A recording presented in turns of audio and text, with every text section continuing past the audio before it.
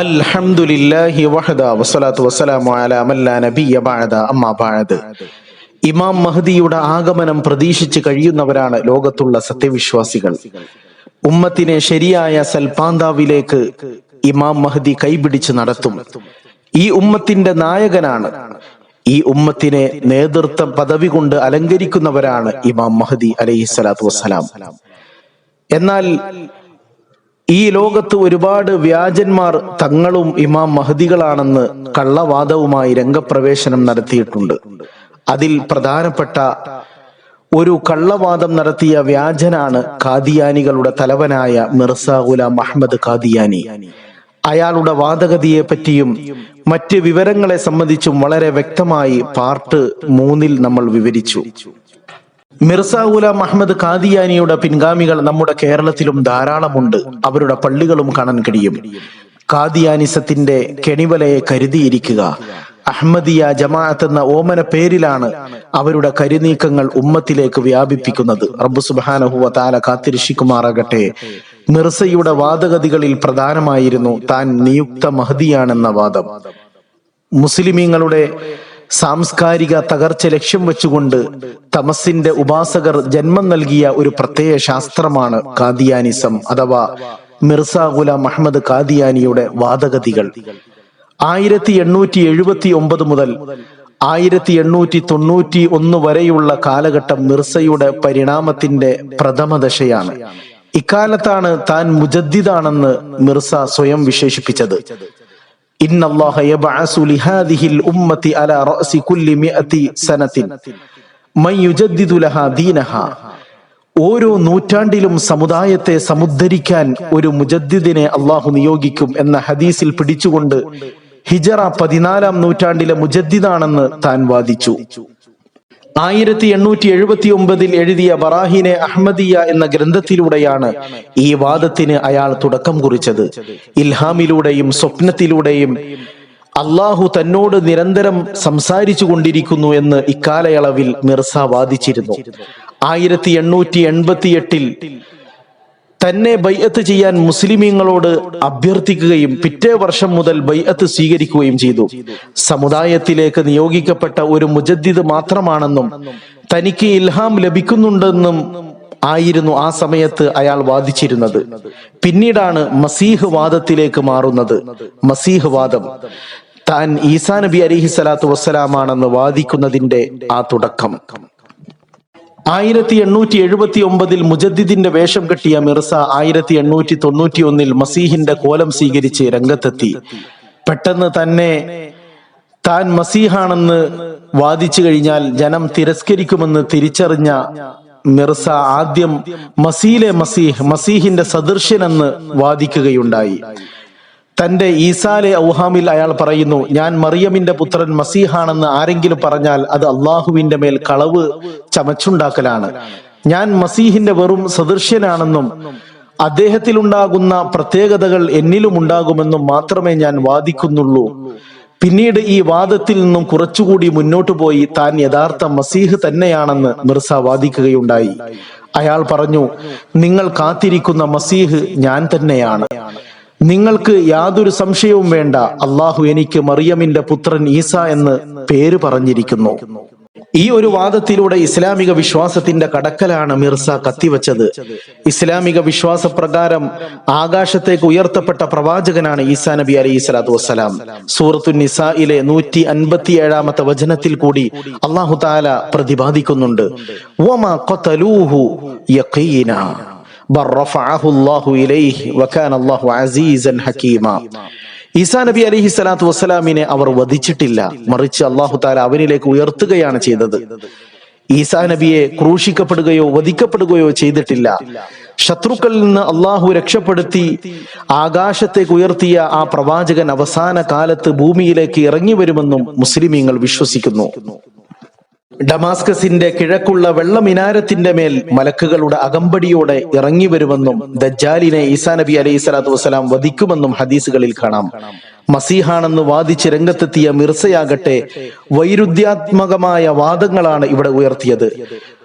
അയാൾ വാദിച്ചത് ഇപ്രകാരമാണ്: ക്രൂശിക്കപ്പെട്ട മസീഹിനെ 3-ാം ദിവസം കുരിശിൽ നിന്ന് ഇറക്കിയപ്പോൾ അദ്ദേഹം മരിച്ചിരുന്നില്ല. റോമൻ പട്ടാളക്കാരും ജൂതന്മാരും മരിച്ചതായി തെറ്റിദ്ധരിച്ചതാണ്. അവർ അദ്ദേഹത്തെ ശവക്കല്ലറയിൽ അടക്കിയെങ്കിലും അദ്ദേഹം അവിടെ നിന്ന് എഴുന്നേറ്റ് ഓടി രക്ഷപ്പെട്ടു. അങ്ങനെ ഇന്ത്യയിലെത്തുകയും കാശ്മീരിൽ താമസിക്കുകയും ചെയ്തു. അവിടെ വച്ചാണ് ഈസാ നബി മരണപ്പെട്ടത്. ഇങ്ങനെ പോകുന്നു മിർസ ഗുലാമിന്റെ വാദഗതികൾ, ജൽപ്പനങ്ങൾ. ഈ വാദം തന്നെ ഖുർആനിന് വിരുദ്ധമാണ്. കാരണം അള്ളാഹു പരിശുദ്ധ ഖുർആനിലൂടെ പറഞ്ഞിട്ടുണ്ട്, വമാ ഖതലൂഹു വമാ സ്വലബൂ, അവർ ഈസാ നബിയെ വധിച്ചിട്ടില്ല, കുരിശിൽ തറച്ചിട്ടില്ല. ശ്രീനഗറിലെ കാന്യാൻ പ്രദേശത്തെ ഒരു സിദ്ധന്റെ ഖബർ ചൂണ്ടിക്കാട്ടിക്കൊണ്ട് ഇത് ഈസാ നബി അലൈഹി സ്വലാത്തു വസ്സലാമിന്റെ ഖബറാണെന്നും അയാൾ വാദിച്ചു. ഹദീസിൽ പരാമർശിക്കപ്പെട്ട മസീഹും വേഷം കെട്ടിയ മിർസയും തമ്മിൽ വിദൂര ബന്ധം പോലും ഇല്ല എന്നതാണ് വാസ്തവം. ചരിത്ര പ്രസിദ്ധമായ ഡമാസ്കസിലെ അമവിയ പള്ളിയുടെ വെള്ള മിനാരത്തിലായിരിക്കും ഈസാ നബി അലൈഹി സ്വലാത്തു വസ്സലാമിന്റെ ആഗമനം. മിർസയാകട്ടെ, അവൻ ജനിച്ചത് പഞ്ചാബിലെ കാദിയാനിയിലും. ഹദീസിൽ പരാമർശിക്കപ്പെട്ട വെള്ളമിനാരം കാദിയാനിയിൽ ഇല്ലാത്തതുകൊണ്ട് അത് പരിഹരിക്കാൻ 1900 പൊതുപിരിവ് നടത്തി ഒരു മിനാരമുണ്ടാക്കാൻ തീരുമാനിക്കുകയായിരുന്നു. 1903 അതിന് തറക്കല്ലിട്ടെങ്കിലും നിർമ്മാണം പൂർത്തിയാക്കുന്നതിന് മുമ്പ് മിർസ മരണപ്പെടുകയായിരുന്നു. ഇങ്ങനെ അറുവഷളൻ വിശദീകരണങ്ങളും നിലപാടുകളുമായി മസീഹായി വേഷം കെട്ടാൻ ശ്രമിക്കുന്ന മിർസ ഗുലാം അഹമ്മദിനെയാണ് ഖാദിയാനികൾ ഗ്രന്ഥങ്ങൾ എഴുതി പുകഴ്ത്തുന്നതും പരിചയപ്പെടുത്തുന്നതും അവരുടെ നേതാവായി അംഗീകരിക്കുന്നതും. ഇങ്ങനെ അറുവഷളൻ വിശദീകരണങ്ങളും നിലപാടുകളുമായി മസീഹായി വേഷം കെട്ടാൻ ശ്രമിക്കുന്ന മിർസ ഗുലാം അഹമ്മദിനെയാണ് ഖാദിയാനി ഗ്രന്ഥങ്ങൾ പരിചയപ്പെടുത്തുന്നത്, അവരുടെ നേതാവായി അംഗീകരിക്കുന്നത്. ഈസാ നബി അലൈഹി സ്വലാത്തു വസ്സലാമിന്റെ ആഗമനത്തിന് മുമ്പ് ഇമാം മഹദി പ്രത്യക്ഷപ്പെടുമെന്നുള്ളത് ഹദീസുകളിൽ കൂടി സ്ഥിരപ്പെട്ട കാര്യമാണ്. ഇതിനെ പ്രതിരോധിക്കാൻ സാധിക്കാതെ വന്നപ്പോൾ മഹദിയും മസീഹും ഒരാൾ തന്നെയാണെന്നും എന്റെ രംഗപ്രവേശനത്തോടെ അത് പൂർത്തിയായിരിക്കുന്നുവെന്നും വാദിച്ച് രക്ഷപ്പെടാൻ അയാൾ ശ്രമിച്ചു. മസീഹായി വേഷം കെട്ടാൻ മിർസയെ പ്രേരിപ്പിച്ചത് ബ്രിട്ടീഷുകാരുടെ മെഗാഫോണായിരുന്ന നൂറുദ്ദീൻ ബുഹൈറവി എന്ന ആളായിരുന്നു എന്ന് ഖാദിയാനി രേഖകളിൽ കൂടി നമുക്ക് മനസ്സിലാക്കാൻ കഴിയും. സിയാൻകോട്ട് കോടതിയിൽ ജോലി ചെയ്യുമ്പോഴാണ് മിർസ ഇയാളുമായി പരിചയപ്പെടുന്നത്. പിന്നീട് ആത്മസുഹൃത്തും ഖലീഫയുമായി മാറിയ നൂറുദ്ദീൻ പറഞ്ഞു, താങ്കൾ വാക്തത്വ മസീഹാണെന്ന് പ്രഖ്യാപിക്കണം. അതിനുള്ള യോഗ്യത താങ്കൾക്കുണ്ട്. ജനങ്ങളുടെ ഇടയിലേക്ക് ഇറങ്ങിച്ചെല്ലാൻ ഏറ്റവും അനുയോജ്യമായ മാർഗമാണ് മസീഹ് വാദം. തുടർന്ന് അവർ തമ്മിലുള്ള സംസാരത്തിൽ മിർസ പറഞ്ഞു, ബലഹീനനായ എനിക്ക് മസീഹായി അവതരിക്കാനുള്ള യോഗ്യതയില്ല, അതിന് ആഗ്രഹവുമില്ല. ഇതിനുശേഷം നൂറുദ്ദീനിന്റെ നിരന്തര സമ്മർദ്ദങ്ങൾക്ക് വഴങ്ങിയാണ് മസീഹ് വേഷം ധരിച്ചുകൊണ്ട് മിർസ പ്രത്യക്ഷപ്പെടുന്നതും അതനുസരിച്ച് വാദങ്ങൾ ഉന്നയിക്കുന്നതും. ഇബ്ലീസിന് ദജ്ജാല് കൂട്ടായതുപോലെയായി മിർസക്ക് നൂറുദ്ദീൻ എന്നയാൾ കൂട്ടായത്. അള്ളാഹു ഖുർആനിലൂടെ പറഞ്ഞ പോലെ ദുഷിച്ച കൂട്ടുകാർ നാളെ ആഖിറത്തിൽ ഖേദിക്കുന്നതാണ്. യൗമ യഅല്ലാലിമു അലാ യദൈഹി യഖൂലു യാ ലൈതനി തഖതു മഅ റസൂലി സബീല യാ വൈലതാ ലൈതനി ലം അത്തഖിദ ഫുലാനൻ ഖലീല ലഖദ് അളല്ലനി അനി ദിക്ർ.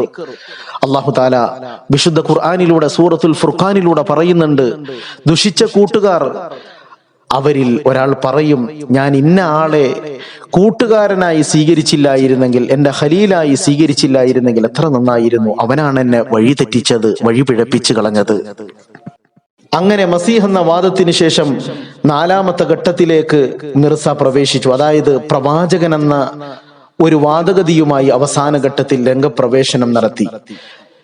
വഴികേടിന്റെ അവസാന വാക്കും അയാൾ പറഞ്ഞു, താനൊരു പ്രവാചകനാണ്. 1900 ഓഗസ്റ്റിലാണ് ഖാദിയാനിയിലെ പള്ളിയിൽ വച്ചാണ് ഈ നാടകീയമായ നീക്കമുണ്ടായത്. മിർസയുടെ സുഹൃത്തായ അബ്ദുൽ കരീം എന്നയാൾ ഖുതുബയിൽ വിളംബരം ചെയ്തു, മിർസ ഗുലാം അള്ളാഹുവിന്റെ റസൂലാണ്, അദ്ദേഹത്തെ വിശ്വസിക്കൽ നിർബന്ധവുമാണ്. പിന്നീട് അങ്ങനെ പ്രവാചകത്വ വാദം ഉന്നയിച്ചുകൊണ്ട് വഴികേടിലേക്ക് പൂർണ്ണമായി മിർസ ആപതിച്ചു. ഇന്ന് മുഹമ്മദിയ ജമാഅത്തിനെ പിൻപറ്റുന്ന പാമര ജനങ്ങൾ ഈ കള്ളവാദങ്ങൾ മനസ്സിലാക്കാതെയാണ് അവരുടെ കെണിവലയിൽ കുടുങ്ങിയിരിക്കുന്നത്.